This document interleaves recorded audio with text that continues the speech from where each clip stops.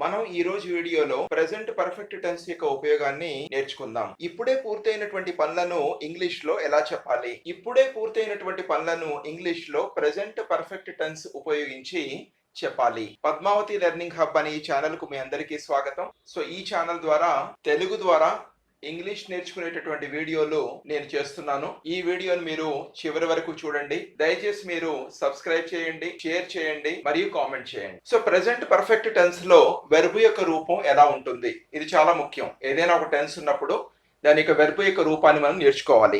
Present perfect tense లో have గాని has గాని వచ్చి వెర్బ్ యొక్క మూడవ రూపం వస్తుంది. అంటే వెర్బ్ యొక్క మూడవ రూపాన్ని V3 చేత మనం సూచిస్తాము. V3 అంటే ఏంటంటే పాస్ట్ పార్టిసిపల్. అంటే హ్యావ్ గాని హ్యాస్ గాని వచ్చి పాస్ట్ పార్టిసిపల్ వస్తుంది. ఫర్ ఎగ్జాంపుల్ ఒక వెర్బ్ గో అని తీసుకున్నట్లయితే గో, వెంట్, గాన్.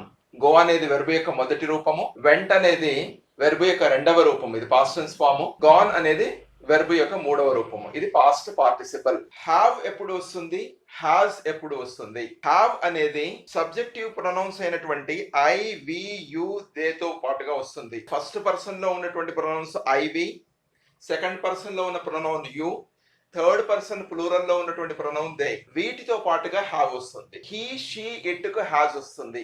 అంటే హీ, షీ, ఇట్ అనేది థర్డ్ పర్సన్ సింగులర్, అంటే ఏకవచనం.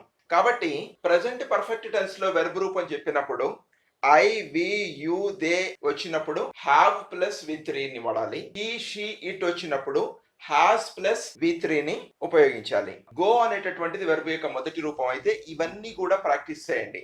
I have gone, I have gone, we have gone, you have gone, they have gone, he has gone, she has gone, it has gone. అంటే ఇప్పుడే జరిగినటువంటి, ఇప్పుడే పూర్తయినటువంటి ఒక పనిని గురించి చెప్పినప్పుడు మనం ఈ ప్రెజెంట్ పర్ఫెక్ట్ టెన్స్ అనేది వాడతాం.